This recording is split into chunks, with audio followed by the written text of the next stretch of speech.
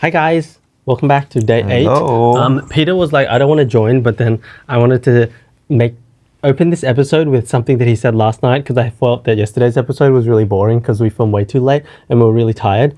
So yesterday night, before we went to sleep, I asked Peter, do you remember what I asked you? Good night, I love you. Do you love me? No, I asked him. Do you want to do it? We were talking about Peter being quite a negative person, right? You remember that? You probably don't remember this conversation at all. Yeah. Oh, you do? And then I asked you, what brings you joy? Is there anything that brought you joy yesterday? What was your answer? Do you Matcha? No. My matcha latte. You said the Movicol hit I took this morning. Can you explain what Movicol is for anyone who doesn't know? It helps you release in the lavatory. It's a laxative. So, yeah. Do you have anything to say for yourself? I understand. No, it was just really funny because I was literally thinking like, oh, is there anything that brought you joy? Maybe it's like, oh, maybe you were super sweet to me. And then your answer was about taking a shit instead. So that's what I found really funny. Hey, when you have a lot of, build up and pressure, it's really good to, when that pressure is relieved. That's all I have to say. I'm sure everyone agrees. But I realized that our bodies are very different. As soon as my tummy needs to go, I have to go.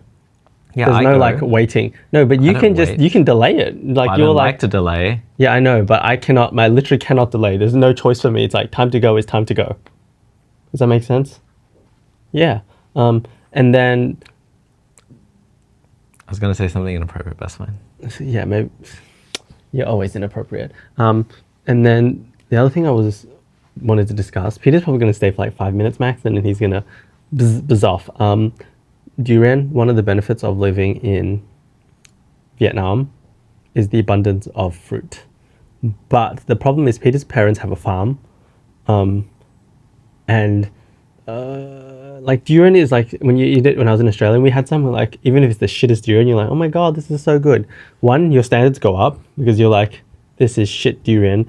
So one of the secrets we realized is if you freeze durian, it actually tastes like durian ice cream. And then you eat the soft, what did you say? The soft parts are the like higher fat content, so they're creamier. So you can identify which parts to eat and which parts not to eat.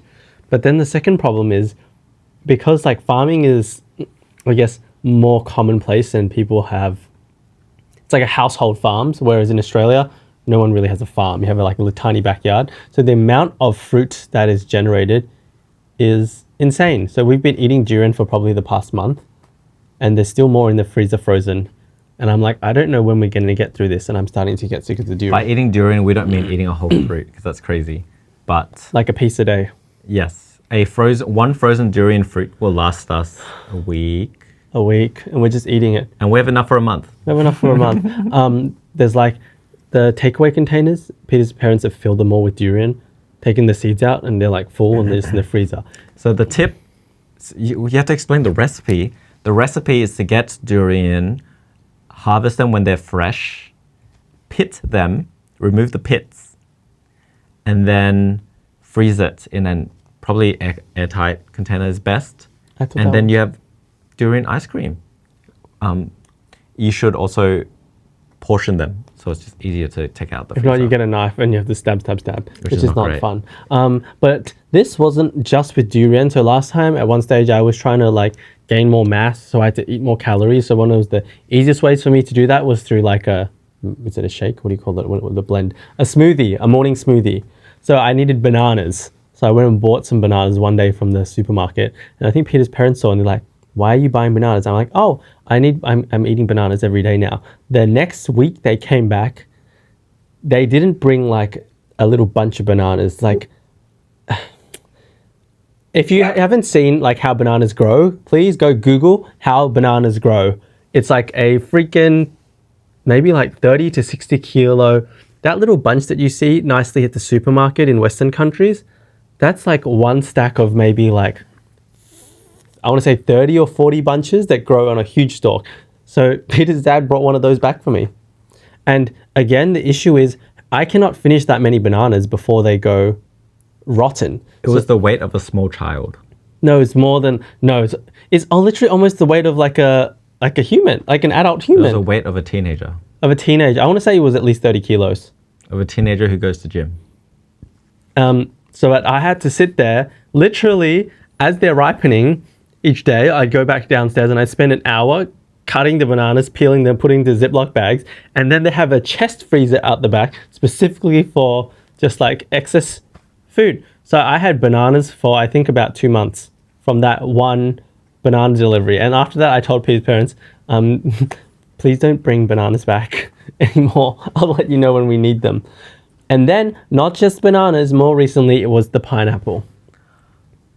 There's still pineapple in the freezer. Do you know that? We have 8 massive avocados in the fridge. My parents are gone for a month. Where are the avocados from? I remember seeing them, but you're right. Your mum hasn't used them. Oh my goodness. Yes, they are. Are they ripe? I can make avocado smoothies. Yeah, then I will drink them. But yeah, that is about the food abundance in Vietnam. Avocado matcha smoothies. No, you're not going to be able to taste the matcha. It's okay, I have a lot of matcha. I don't think you're going to taste matcha. I have a lot of matcha. But the one thing, like coming from Australia, the beef is good, but then we've slowly realized that everything else is here is almost better because the distance from farm to table is just so much less. Quicker. Like when we go out or even when we order food delivery, the herbs that come, they're always so fresh. Like in Australia, everything's like semi-dying. Actually, the worst herbs are the herbs that for some reason my mum buys. That's true. Your mum does buy the worst quality ones that look like they're wilting. You're right. She does, but I feel like that's how she stores it, or she cuts it and then leaves it out. Whereas So the hot tip is when you make a salad, you cut and then you wash them. Make sure that they're dry with a salad spinner. My mum doesn't use a salad spinner. And then if you really can't be bothered, just put paper towel on before you seal it in plastic. No, you have to do both. You have to do everything. Both. You have to do everything. But the thing that I think surprised me the most, because in Australia we're like, we buy free range eggs. The eggs here are just like infinitely better. The eggs, I don't know. Every egg here is free. I thought technically it's not even free range. They're almost like wild. Because free range implies that they, I don't know. You know all those what is it called? Have a certain square meter too. Pipa. Yes, square meter range or a certain amount of time during a day. Thing, yeah. Whereas here, the chickens are just in someone's backyard. Is that better or worse? Are you serious? Yeah. Oh, yeah, because your mum goes buy them from a market and they're not in cartons. They're literally just like, she brings them back in a plastic bag because they just pick the eggs and they put them in. Cartons are for chicken farms, which we don't get chickens from our farms.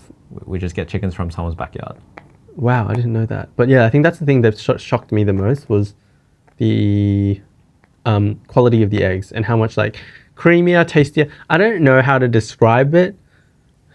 It's like you don't know the difference until you try it. Like I used to think Australian eggs were like, oh, that's all there is. Like these are pretty decent eggs. And then you don't know how bad they are until you have better quality eggs. And that's like the experience I had.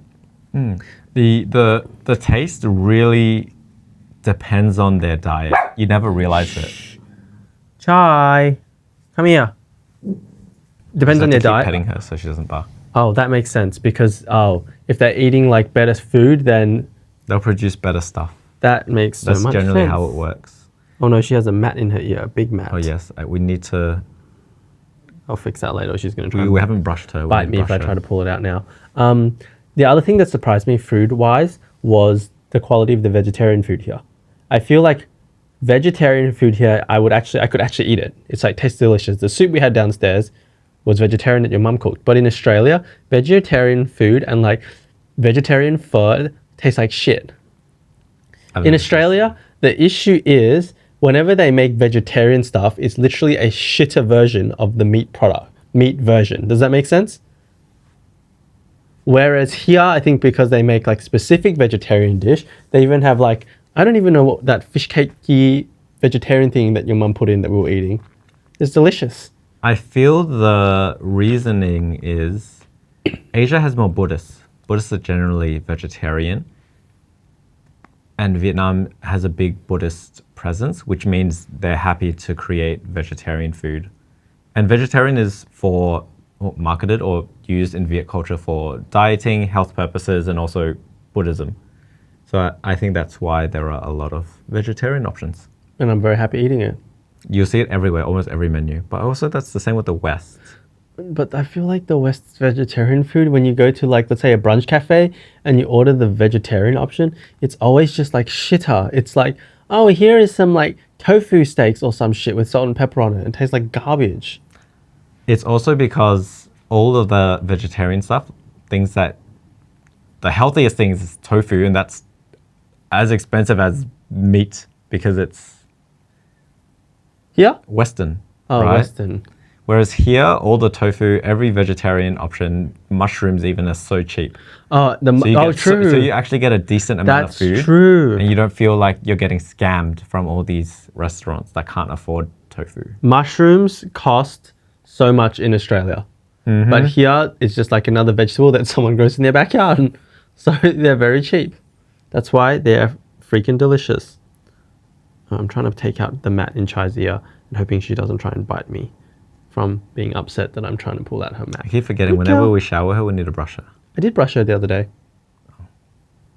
The last thing I wanted to talk about today, maybe it's the last thing, is authenticity.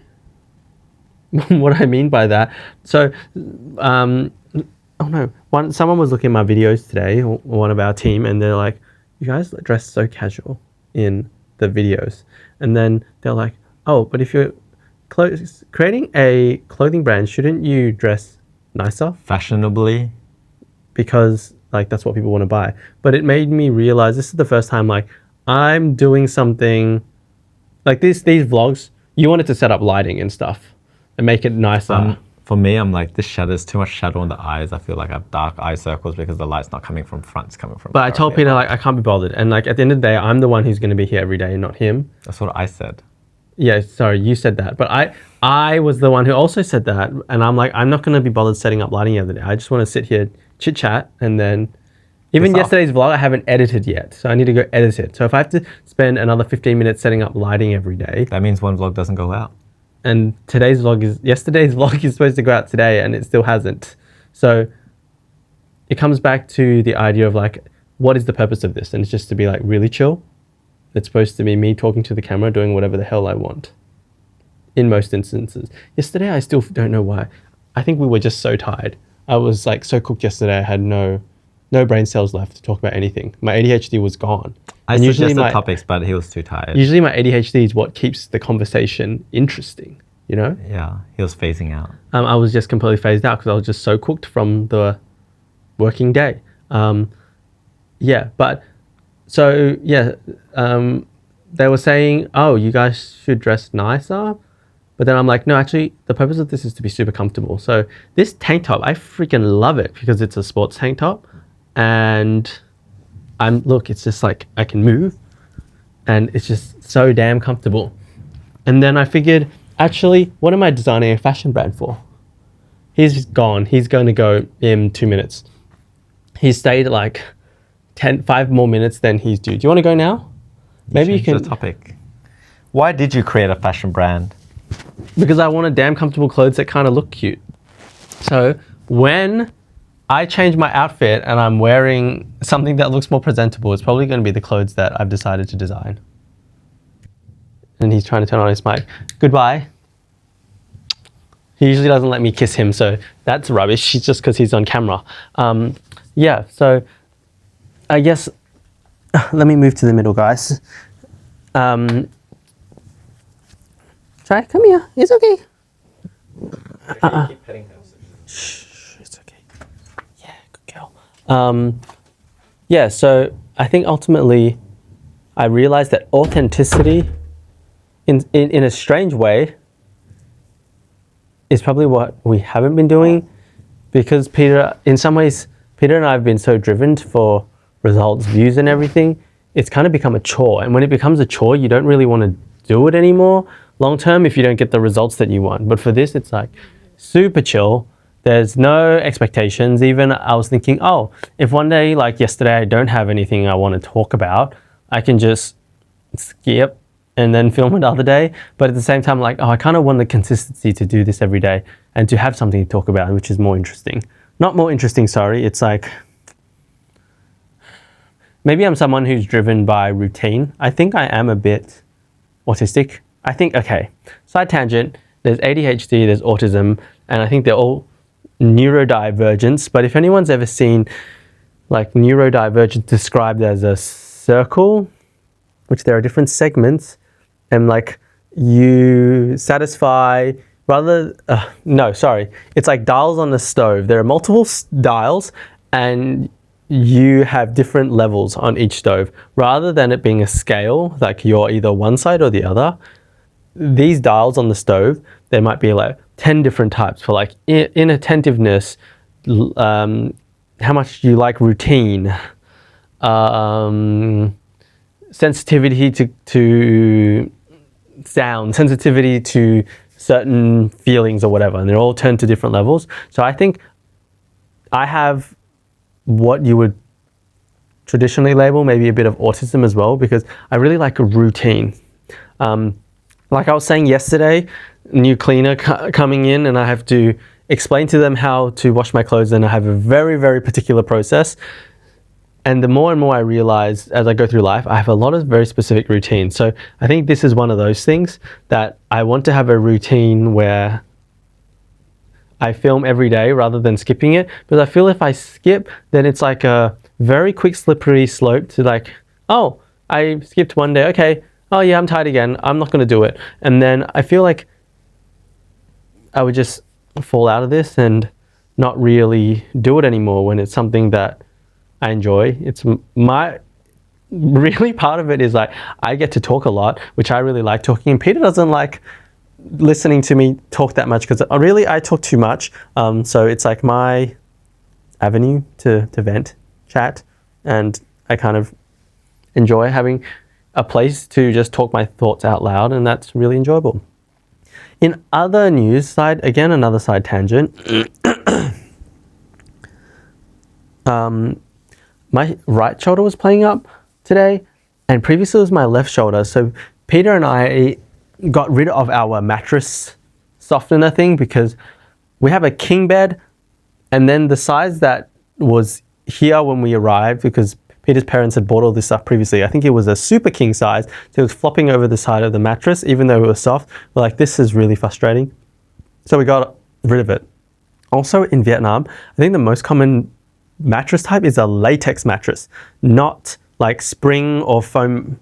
Foam? Is foam latex? I want to say, yeah. Oh no, it's not the most common type, but it is one type that is widely used, more widely, because I've never seen a latex mattress in Australia. I guess that kind of makes sense because Vietnam is a big producer of rubber plants.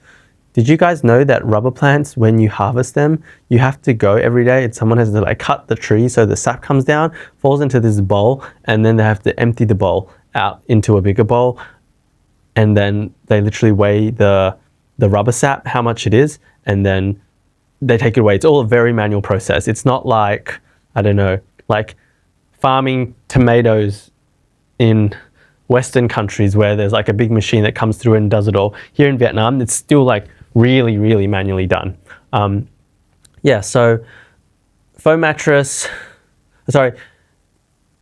rubber, latex mattress is what we're now sleeping on, which is not as soft, and I don't think my body's adjusted. So previously it was my left shoulder that had injury, and when I was going to the gym, it was like clicking and I couldn't tell why. And then I eventually realized I sleep on my left side a lot, and my shoulders kind of rolled in when I'm sleeping. So I think it was rolling my shoulder into an unnatural position, and when I was gymming, it was like really uncomfortable. So I eventually fixed that one, and now I think it started on the other side, because instead of sleeping on my left, what do I start to do? I try to sleep on my right side instead. So now this one's playing up. So I think my body just needs to get used to the latex mattress. It's soft, but it's not as soft as having the mattress softener thing on top, where my body can kind of sink in and not really feel the full force of the bottom of the mattress against my shoulder. So yeah, that's another thing.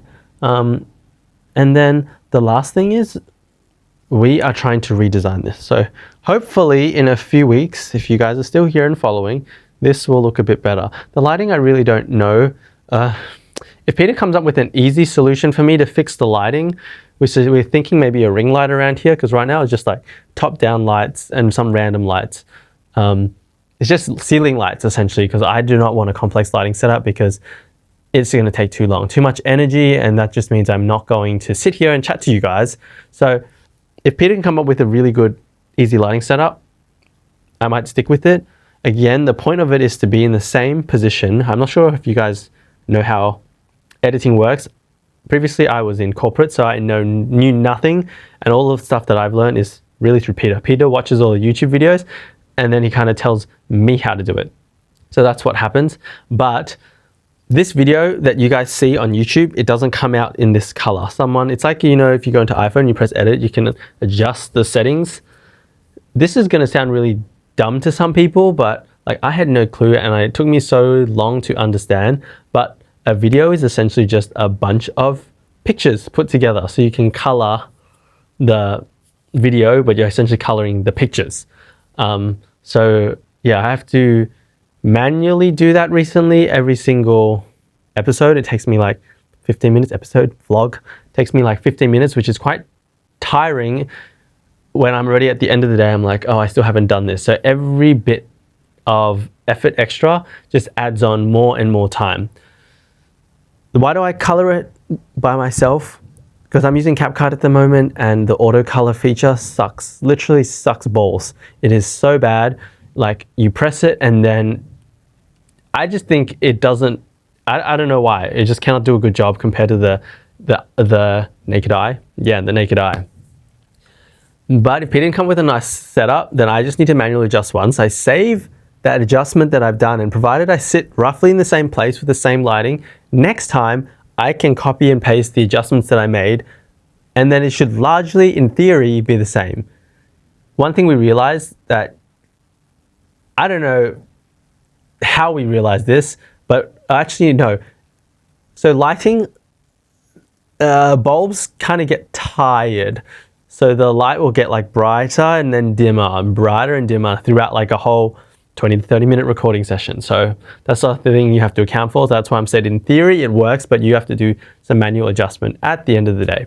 But yeah, so this place should get a bit nicer. This is usually where we shoot a lot of our content, and we were just like, why does this place look so damn ugly? And we realized it's because everything is the same shade of brown, even the dog. So, and the curtains. So it's got no personality, no life. So Peter has been sitting on ChatGPT today, trying to redesign this living room. And if it ends up looking better and more lifey and personality-wise, that's Peter's doing. I don't think is anything else I want to talk about today. Anything else, Chai?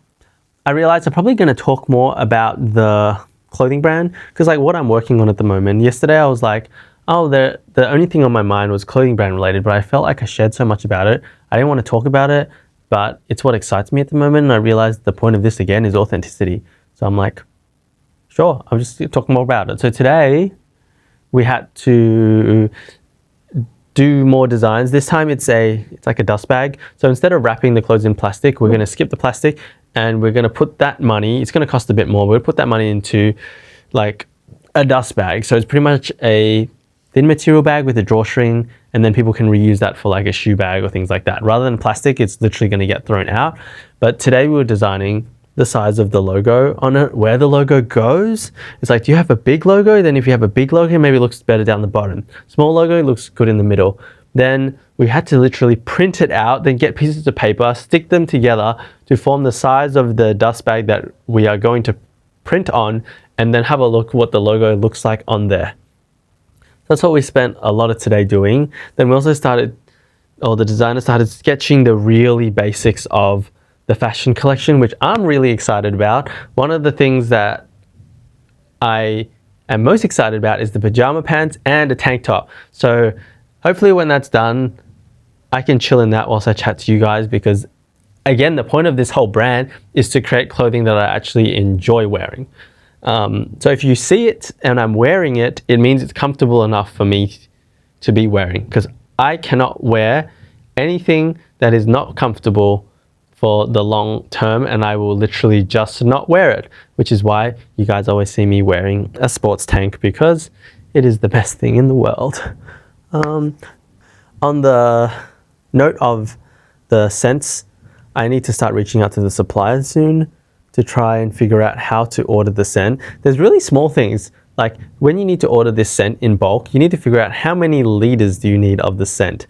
In order to figure out the literage, you need to figure out, okay, for each order, how much are you going to spray on an order? I think we decided we are going to spray on like the postcard, thank you card that we're sending with it. 2 reasons. One, the allergy reason that everyone was talking about, which I'm really grateful that you guys mentioned, because that completely lapsed and slipped my mind, that some people could have allergic reactions to scents, as I have allergic reactions to certain laundry things. So spray it on the card. And then the second one is, apparently if you spray it on the clothes, some people will be like, how come these clothes have a scent? Have they been worn before? Because they don't realize that we're spraying the perfume just to try and make it smell nice. So we're going to spray it on the cards. But okay, so in order to figure out the literage, you need to figure out how much you're spraying on each card and how many orders you're going to have. We obviously don't want to order too much. We just want to order enough for maybe like 3 months worth and then reorder from the supplier again. So I think what I'm going to have to do, well, what we're doing right now is I sprayed 3 sprays onto a card. I put the card into the box. So we had the boxes that we are a very similar size to what we're going to use arrive. I packed it, I taped it, I put it inside the plastic delivery thing, which we have to cover the box with, so if it gets wet and stuff, it still survives. And then on Monday, we'll open it up and smell it. And let's assume that the smell is like the approximate strength that we want it to smell. Then I'm going to have to get the spray bottle, find like a little measuring beaker and spray 3 sprays into that. Look at how many milliliters the spray is, how much milliliters has been used up from 3 sprays, and then do the math based on the number of orders that we have to figure out how many liters of scent that I need to order. So, guys, I guess there is a bit of use to high school maths, and now I'm actually using it. Yeah. Apart from that, today is Friday, so tomorrow Peter and I are going to go to more conventions. There's one on like international logistics, and then there's some med tech expo, which I think will be fun. Rather than going out to clubs and stuff, I think Peter and I have realized that our new hobby is to go to conventions because we find them interesting from a business perspective. We've gotten bored of just going to bars and drinking, and I can't drink very much. So this is my new life, and I'll probably have more to share tomorrow after we go to the expos. But that's it for today. I'll see you guys soon. Thank you for joining. Bye, guys.